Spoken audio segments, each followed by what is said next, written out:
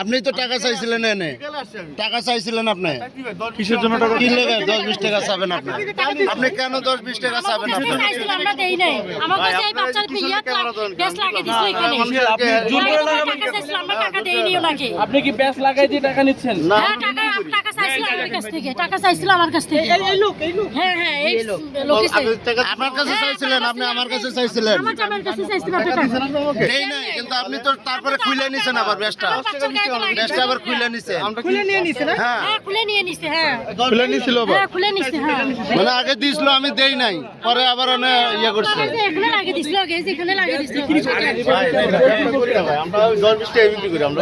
বাচ্চাকে কেন পড়ায় যে এভাবে জোরপূর্বক টাকা? আরে বাবা, এটা সব টাকাই তো বিক্রি করে। কি চেয়েছে আপনার কাছে? আমরা বলে দেই। বলে আপনাকে কি বলে দিছিল? না, উনি এসে লাগাই দিছিল, পরে আমি বললাম না, আমি এটা নেব না।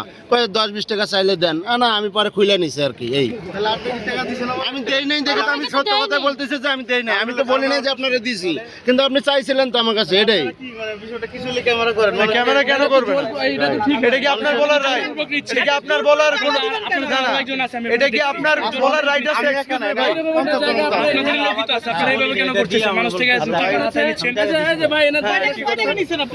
আমি এখানে কবার জিয়ারতের জন্য দাঁড়াইছি। আমি এবার ঢুকতেছি, এমন দেখতে উনি আমাকে বলতেছে এটা লাগিয়ে দিছি, লাগিয়ে দিয়ে এবার টাকা দেন। আমি কত দেন? 4-5। সাংবাদিক দালাল বলেন কেন আপনি? হ্যাঁ, সাংবাদিক দালাল বলেন কেন? ছাড়েন না, আপনি এটা করতে পারেন না। এই মেয়ে সাংবাদিক দালাল বলেন কেন? আর আমি 30 টাকা সাংবাদিক দালাল বলেন কেন? 450 টাকা দাবি করলাম আমি। কে বলছো? সাংবাদিক দালাল বলো। কে বলছো দালাল বলছো?